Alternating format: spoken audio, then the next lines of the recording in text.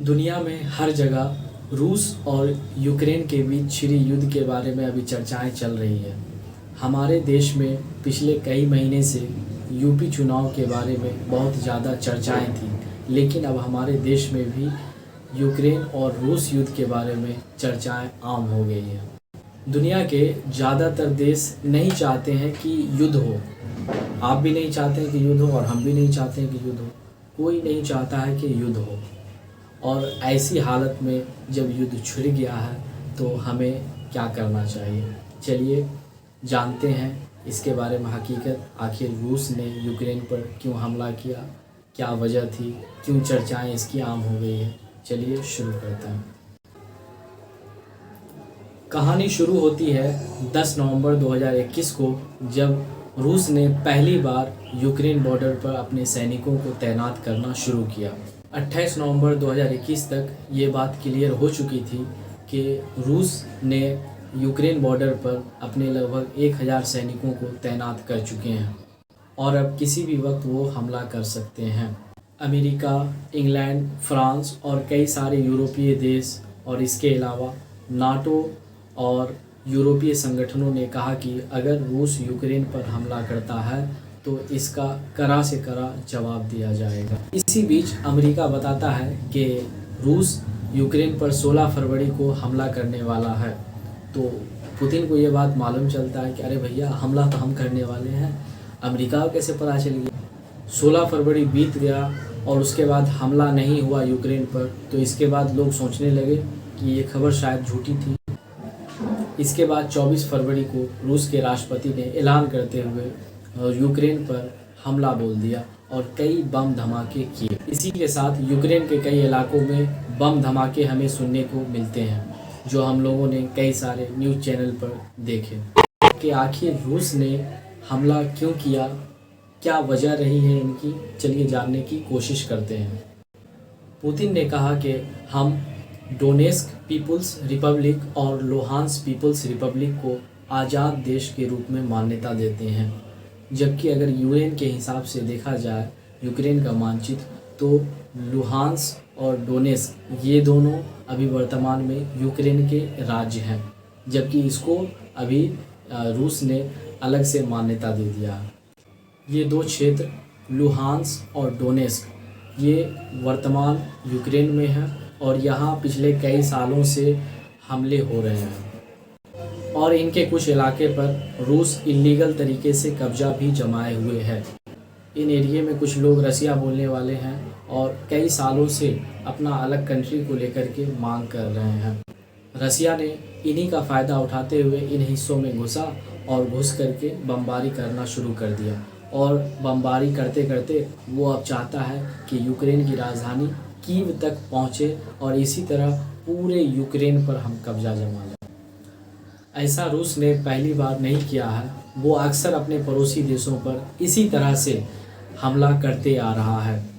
यहाँ पर जानकारी के लिए बता दूँ कि 1991 ईस्वी में रूस विघटित होकर के, यानी रूस से कई सारे इलाके टूट करके एक नए देश के रूप में आज़ाद हो गए, जिसको अमेरिका और यूएनओ ने मान्यता दी।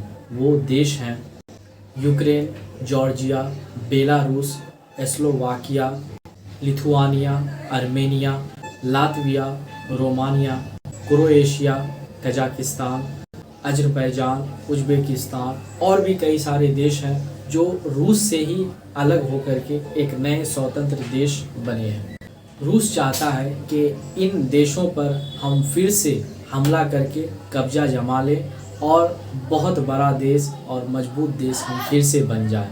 दुनिया के कुछ देश ऐसे हैं जो ऐसा ही सोचते हैं कि हम पूरी दुनिया पर कब्जा जमा लें और सिर्फ हमारा बस प्रभाव जमा रहे, हमारा ही चले और किसी देश का ना चले। दुनिया वर्तमान में अभी 3 गुटों में बटा हुआ है। एक वैसे देश हैं जो यूक्रेन का साथ दे रहे हैं, कुछ ऐसे देश हैं जो रूस का साथ दे रहे हैं और कुछ ऐसे देश हैं जो दोनों का साथ दे रहे हैं। अब चलिए हम लोग जानते हैं कि ये युद्ध तो शुरू हो गया है, किसी न किसी वजह से, किसी के बहकावे की वजह से या किसी सनकी नेता की वजह से युद्ध तो शुरू हो गया है, लेकिन अब इसको ख़त्म कैसे किया जाए। जिस तरह आपने देखा होगा कि हमारे गांव में या दो व्यक्तियों के बीच में जब लड़ाई होता है तो कोई ना कोई मामले को सुलझाने के लिए आता है या उसके लिए प्रॉपर अदालत भी हुआ करती है। अंतर्राष्ट्रीय मामलों को देखने के लिए इसी तरह से एक संगठन है यूएनओ, यूनाइटेड नेशन ऑर्गेनाइजेशन, संयुक्त राष्ट्र संघ, जिसका हेड ऑफिस अमेरिका के न्यूयॉर्क शहर में स्थित है। जब रूस ने यूक्रेन पर हमला किया तब यूक्रेन के एम्बेसडर ने संयुक्त राष्ट्र सुरक्षा परिषद को इत्तला दी कि रूस ने हमारे देश पर हमला कर दिया है, इसको लेकर के आप लोग कोई कदम उठाएं। इसी को लेकर के संयुक्त राष्ट्र सुरक्षा परिषद की एक मीटिंग बुलाई गई और उस मीटिंग में ये प्रस्ताव लाया गया कि रूस ने जो यूक्रेन पर हमला किया है उसको लेकर के सभी निंदा करें। इस पर कुल 11 देशों ने अपना वोट दिया और कुछ देशों ने वोट नहीं दिया, जिसमें भारत, यूएई और चीन ने अपना वोट नहीं दिया। जबकि भारत ने कहा कि हम युद्ध नहीं चाहते हैं, यूक्रेन पर जो भी हमला हुआ है हम ये नहीं चाहते। इन दो देशों के युद्ध होने से दुनिया पर इसका क्या असर पड़ेगा, आखिर दुनिया क्यों परेशान है, चलिए इसके बारे में भी हम लोग जानते हैं। सबसे पहली बात, अगर युद्ध होता है तो सिर्फ आर्मी के जवान, सोल्जर्स ही नहीं मारे जाते हैं, उसके अलावा जो सिविलियंस होते हैं, जो आम जनता होती है, उन पर भी कई सारे हमले होते हैं। और आजकल के ज़माने में किसी देश में वहाँ के लोग तो रहते ही हैं, उसके अलावा जो आसपास के जो देश होते हैं वहाँ के लोग भी वहाँ रहते हैं, चाहे वो किसी न किसी तरह का जॉब करते रहते हैं या फिर पढ़ाई करते रहते हैं, जिसमें हमारे भारत के भी बहुत सारे लोग वहाँ हैं। लगभग 20,000 भारतीय स्टूडेंट्स यूक्रेन में पढ़ाई कर रहे हैं। इसके अलावा और भी दूसरे कई सारे देशों के लोग वहाँ मौजूद हैं। और अभी का ये दौर ग्लोबलाइजेशन का दौर है। इस दौर में सारी दुनिया एक दूसरे से जुड़ चुकी है, जिसमें सारे देश एक दूसरे से मदद लेते हैं, एक दूसरे का सामान इस्तेमाल करते हैं। अगर किसी देश के पास वो सामान नहीं है तो वो किसी दूसरे देश से लेते हैं, और किसी देश के पास कोई सामान नहीं है तो वो किसी तीसरे देश से लेते हैं। तो इस तरह से दुनिया आज आपस में जुड़ चुकी है ग्लोबलाइजेशन, वैश्वीकरण से। और ऐसे दौर में जब आप युद्ध करते हैं, जब आप झगड़े करते हैं, तो ये सारी प्रक्रियाएं बाधित हो जाती है। इस पर इसका किसी न किसी तरह से असर पड़ता है। जैसे रूस में बहुत ज़्यादा प्राकृतिक गैस और पेट्रोलियम मौजूद है, जो यूरोप के देश को वो दिया करता था। इसकी वजह से यूरोप के देशों में अभी गैस और पेट्रोलियम नहीं जा पा रहे हैं, जिसकी वजह से वहाँ दाम भी काफ़ी तेज़ी से बढ़ने लगे हैं। अगर भारत की बात करें तो भारत का रिश्ता इन दोनों देशों से अच्छा रहा है। रूस से भी भारत का रिश्ता अच्छा रहा है और यूक्रेन से भी भारत का रिश्ता अच्छा रहा है। इस लड़ाई में अगर देखा जाए तो अमेरिका और एक नेटो जो संगठन है, जिसका फुल फॉर्म है नॉर्थ एटलांटिक ट्रीटी ऑर्गेनाइजेशन, इसके बहुत सारे यूरोपियन कंट्री और अमेरिका इसके सदस्य हैं, जबकि यूक्रेन इसका सदस्य नहीं है। यूक्रेन को सदस्य बनाए जाने को लेकर के भी ये हमला रूस ने किया है। रूस चाहता है कि यूक्रेन नेटो का सदस्य नहीं बने। अमेरिका ने कहा था कि हम मदद करेंगे, लेकिन वो ऑफिशियल तौर पर किसी भी तरह के अपने सैनिक यूक्रेन में नहीं भेजेंगे। इससे बहुत सारे लोग कह रहे हैं कि अमेरिका यूक्रेन को ज़बरदस्ती युद्ध में ठेल दिया है और रूस को भड़का दिया है, लेकिन खुद पीछे हट गया है।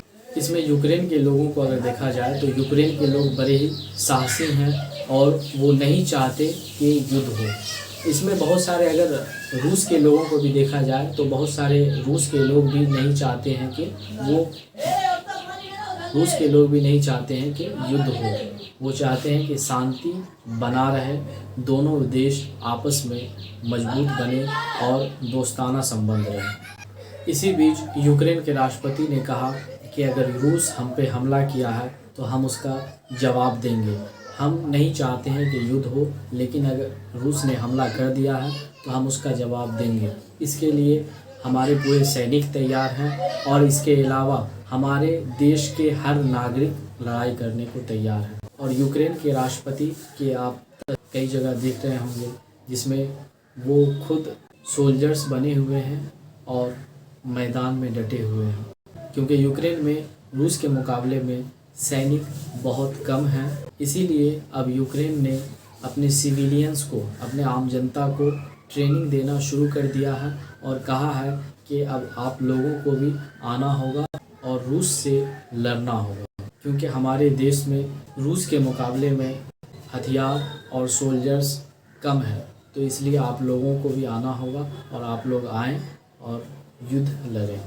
तो इसीलिए यूक्रेन के बहुत सारे आम जनता युद्ध करने के लिए ज़मीन पर आ गई है। रोज़ाना रूस यूक्रेन के किसी न किसी इलाके पर हमला करता जा रहा है और कुछ क्षेत्रों को कब्जाता जा रहा है। आप तस्वीर में देखेंगे कि किस तरह से रूस ने यूक्रेन के कुछ इलाकों पर कब्जा कर लिया है और उसके सीमा को किस तरह से कब्जा किए हुए हैं।